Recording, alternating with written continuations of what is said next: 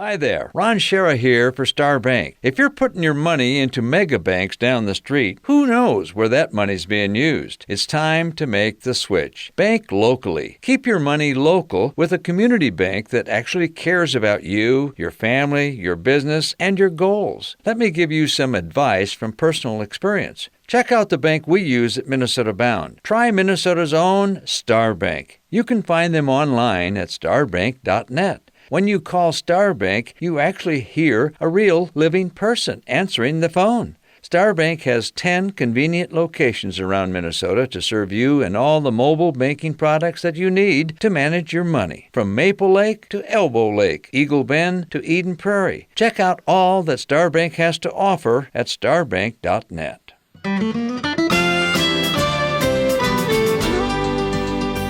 Hi, everybody. Welcome to the Minnesota Bound podcast, the stories behind the stories. I'm Laura Shera, your host for today, and I have a very exciting guest on. We're going to be chatting about hunting dogs coming up here in just a second. First, we want to thank our sponsors, Connecticut Water, Minnesota DNR, North Dakota Tourism, and Star Bank. All right, let's get right to it. I am excited to introduce this next guest. Ed Erickson is the owner of Autumn Breeze Kennel, which is located, I believe, near Isle, Minnesota. And Ed's been a longtime trainer of versatile hunting dogs, and that's what we're going to talk about today. What is a versatile hunting dog? How many breeds fall underneath that category? Are they easy to train, easy to work with? There's all sorts of really unique breeds that fall underneath the category. And without further ado, Ed, welcome to the Minnesota Bound podcast.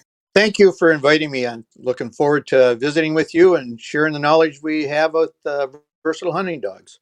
Yes, well, you've been a longtime trainer of versatile hunting dogs. When did you get into this business? I've been training professionally for 21 years, and I got my first short hair 35 years ago, which introduced me to the versatile breeds. Very cool. And speaking of versatile breeds, what technically is a versatile hunting dog? The versatile hunting dog is a dog that will hunt land and water, recover wounded game, and can be used to blood track big game. So it covers all the bases, and it'll hunt fur. If you're into that, it'll retrieve fur. Wow. And, I know there's a lot of different breeds that fall under the category of the versatile hunting dog breed. And many of them we're familiar with, for instance, the German short hair pointer, the German wire hair pointer, Gordon setter, Irish red and white setters, of course. But there's some really unique breeds, and a couple of them you've worked quite a bit with recently, and including one of my personal favorites, I have to say, is the Bracco Italiano. And talk to me about some of these unique rare breeds that are, coming to the U.S. and really gaining popularity. What makes the Bracco so special? Well, the Bracco it's just a very personable dog. Sometimes they're like a clown. They play and they're goofy, but they're very loyal. And they have the best nose of any bird dog I've trained. And I've trained 24 different breeds so far. And there's roughly 30 versatile hunting breeds that fit that category. But the Bracco they're unique with their trot, which is called a broggan. And it's more like a horse trot, and they can go all day. And what's unique is they hold their head up high and really do a real good air scent. I mean, they got a long nose. They point further off most birds than most other dogs. And with their big ears, when they start tracking, that ear covers and brings in that scent cone because their ears flop down and they get a better action for the scent cone. They're pretty unique.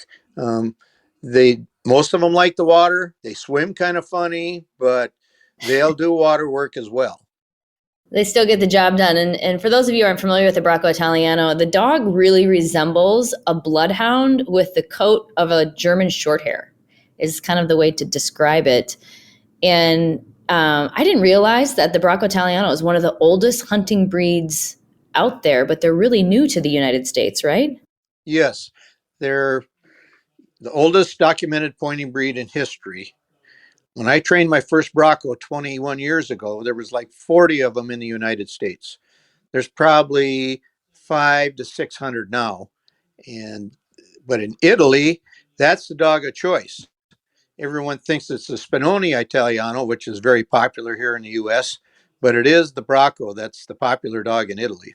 Wow. And is there, do you find that there's a difference with training style, with some of these unique breeds or rare breeds? I think people, are probably a little bit more familiar with training styles, of course, with labs and maybe some German Shorthair pointers. But is there a different training technique needed for some of these other unique European breeds? Yes. I mean, most people just think, oh, German short hair, German wire hair, you can get out there, you can spank them, they get the job done.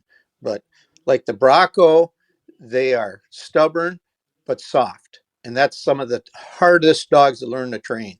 And a lot of these versatile dogs are like that. They don't take to a heavy hand. I mean, you got to be able to read them and don't overtrain them. It's short and sweet, and I use a lot of treats, and you get more response out of them that way. But once these versatile dogs understand what you want, they're going to do it, and they don't forget. Oh, so they have pretty good memories. Oh, yeah, they don't forget.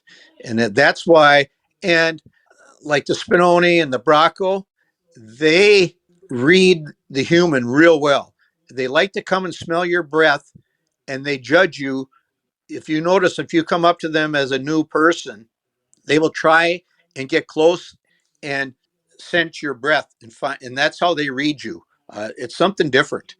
Interesting. I didn't know that. They're a good judge of character, and I'm a character, so. That you are, Ed, for sure.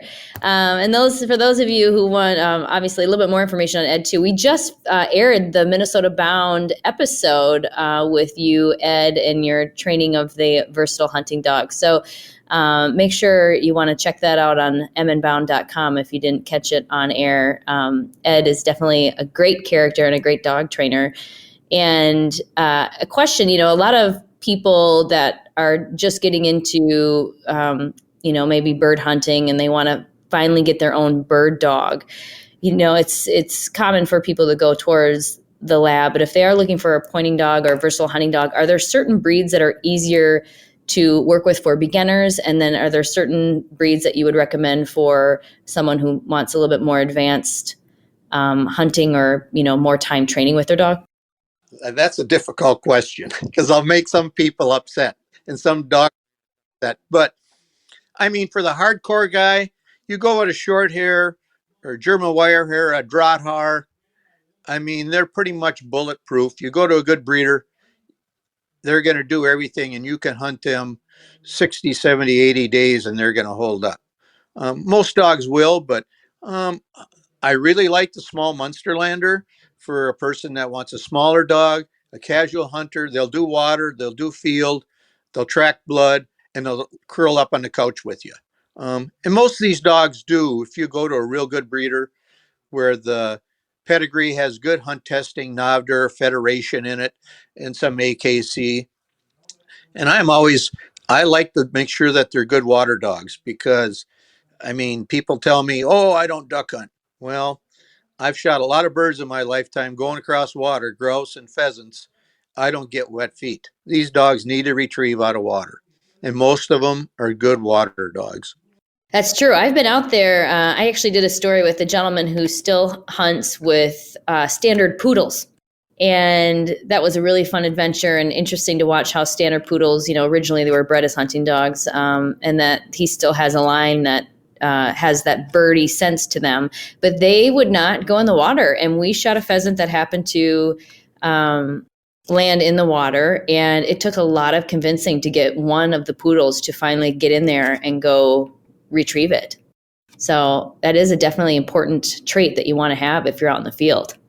And I've probably only had a handful of dogs that I couldn't get to swim that came here for training. And it's the breeding. I mean, if they got drive and desire and it's a good breeding, they're going to do it all. And that's the biggest. I mean, I have a lot of people call me and ask about different breeds because they see on my website that I've got all these dogs listed. And I will give them an honest opinion. And I know a lot of breeders where I can send them. And they need to do their homework because I tell everybody, you're going to own this dog for 12, 14 years. I want you to have a good dog and go to a good breeder. I don't want to have to fix a train wreck for you. Absolutely. And actually, well, I'm going to talk about a quick sponsor here quick, but we're going to get back to that point because I think that's really important about the relationship that you have with your dog and why it's important to choose the right breed for you. But before we get there, I want to talk about Minnesota's wildlife management areas are a vast array of lands across all of Minnesota. And these 1,440 Minnesota wildlife management areas are valued for not only wildlife, but Minnesota's outdoor recreation opportunities. For those of you that don't know, the Minnesota DNR maintains hunter walking trails. They plant food plots for wildlife and develop acres and acres of prairie and grasslands. To find out more about Minnesota's wildlife management areas, go to www.mndnr.gov/WMAS. All right, Ed, back to our versatile hunting dog conversation. That is really important, don't you think, to really kind of know the type of personality that you'll be working with, per se, with the type of breed that you're going to be choosing that's going to work well for you, because it is somewhat of a marriage, don't you think? Absolutely. I mean, some of these dogs, I say, are wound a little tight, so the average person, can't handle these dogs that got the real high energy, little high strung, because you got to be firm with them. And with all the breeds, it comes down to proper socialization. And there's a lot of people that get a hunting dog and don't do much with it. And, oh, it's going to be a natural dog and think it can do everything. And they go out and right away they're shooting a 12 gauge and it's gun sensitive. I mean, I give a lot of ideas to people on how to start their puppy, whether I ever see them again or not. And they go, whoa, I never thought of that. Well, that's the key, I think, with all these breeds is beginning socialization, and then either take it to a professional trainer or they start it themselves. But once you bring it home, they're learning right away.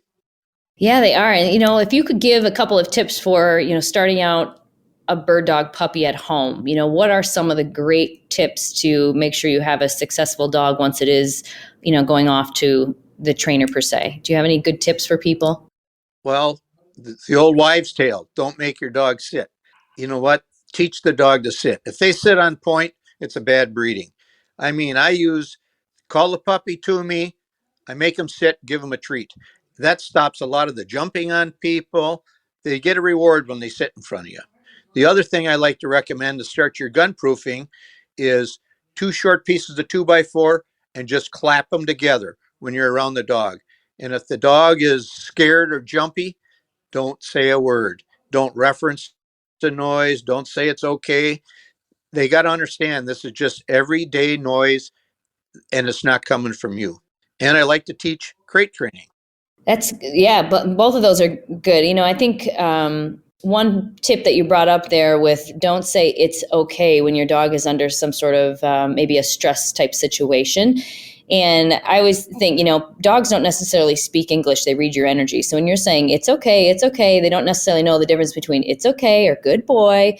So, or good girl. And, to confuse them, it is best to stay silent during the situations of high stress. If it's a thunderstorm, if it's clapping the wood together to preparing them for, for gunshots and things like that. I think that's a really, really good advice to give people. And, as far as crate training. The crate training, that is very huge. Especially a little puppy, start them in a small enough crate or divide it in half so they learn it's a safe zone. They won't mess in there. And I feed them in the crate. They got to learn that that's a safe place. Plus, if you start traveling, travel in a crate, I mean, that's a safe zone for them. And people that leave these dogs run loose in the house are just looking for trouble. I mean, it never made a mess. It never tore the curtains off the wall. Well, after a certain amount of time, they go through some kind of separation issue and whoop, your house is destroyed. Yeah, isn't that true?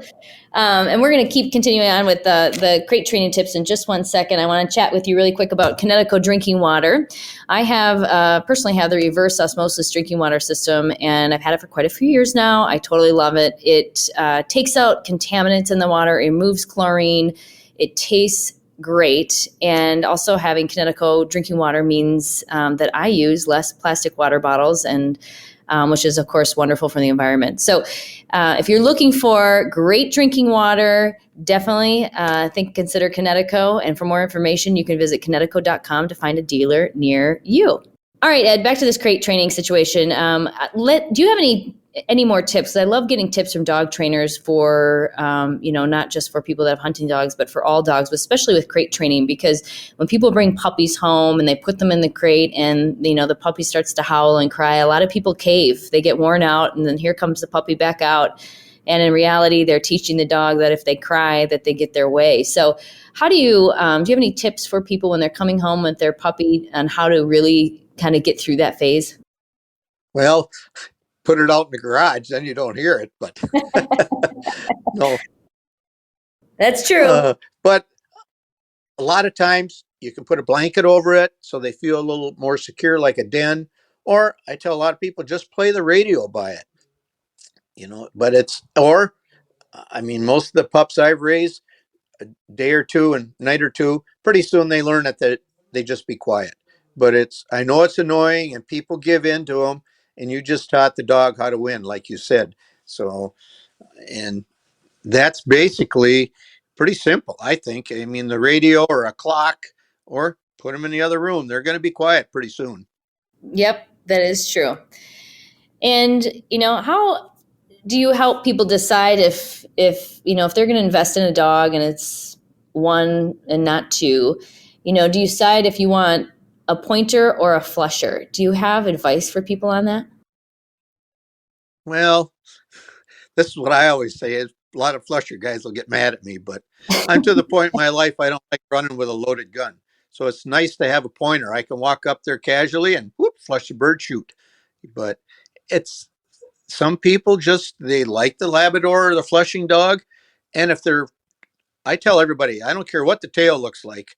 If it's a well-trained dog, I'll hunt behind it.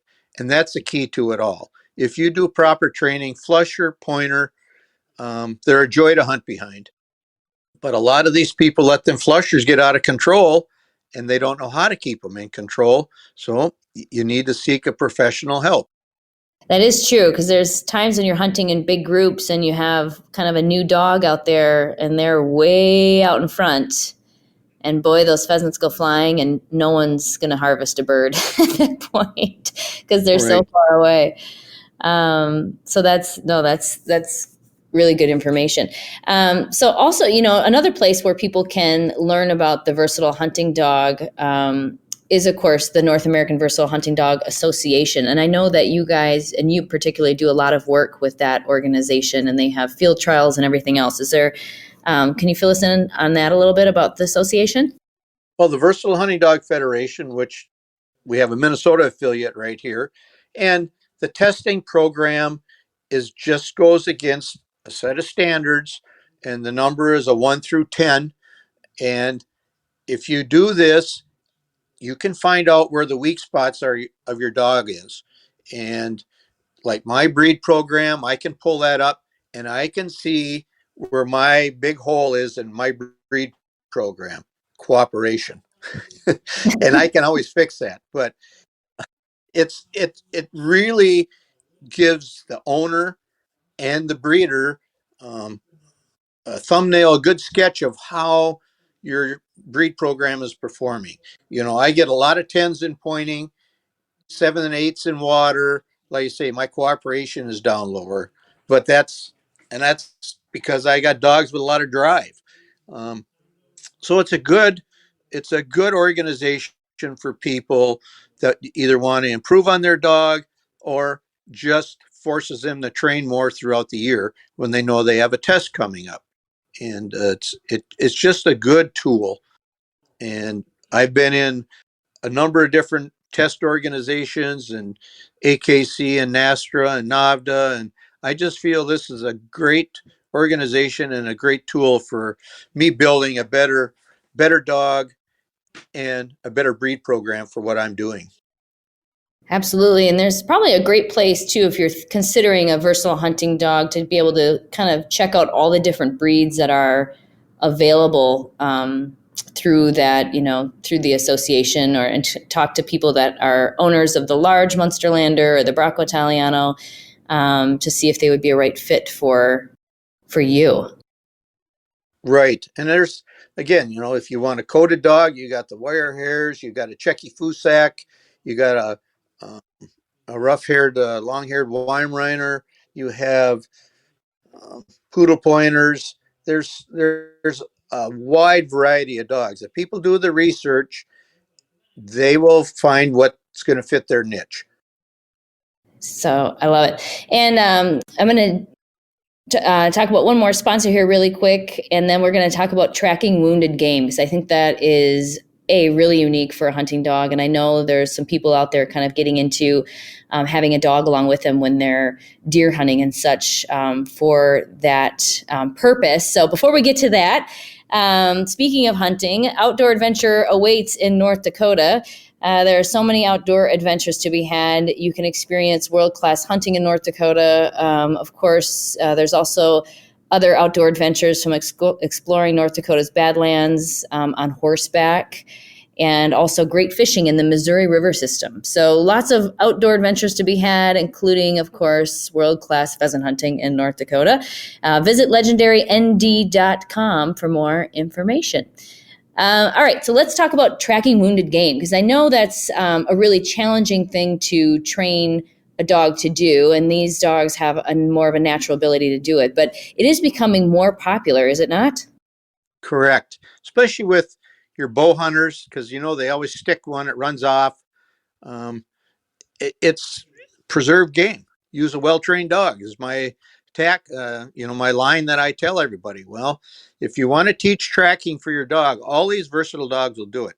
If you start them as a puppy, a lot of these German dogs, they they start teaching them to track. Soon as they come home, they start putting little kibble and let them track to their food dish. Oh. And then you transfer further. You go out to in the yard, hot dog bits, and track them to a reward as a food reward at the end. As the dog gets older, you'll start going with food bit, and then you can get blood from the butcher shop, and then you go a drop of blood, hot dog, drop of blood, and when you get to the end, a lot of people have a retrieving dummy wrapped in fur, or you can have a dead pigeon or something, or a lot of people have a deer leg or a piece of deer hide. But it's quite a lengthy process. But once they got it, it's pretty good. They won't go off and chase a deer. They know that they're tracking blood, and they will stay on it. The German system of testing, they're huge on fur game, blood tracking, and retrieving. And it really brings out the trueness of these versatile dogs. That's amazing. That they have the drive and the ability to do the tracking on top of course, the pointing and retrieving, and I guess hence why the name, they call them the versatile hunting dogs. But to your point, it's so important to make sure that we're preserving game when we're out there hunting and harvesting food for our freezers, and that we're not wounding animals and not being able to find them. So having that companion with you to do that is very important. And these dogs, they learn the difference. A lot of people think, you start teaching them to track, they're not going to hold their head up and hunt game. These dogs are smart enough in the breeding programs. These dogs hold their head high. They're hunting wild game, pheasant. But when you bring them up and say, track, dead bird or track, they learn to put their nose down and follow that crippled bird or do the blood track.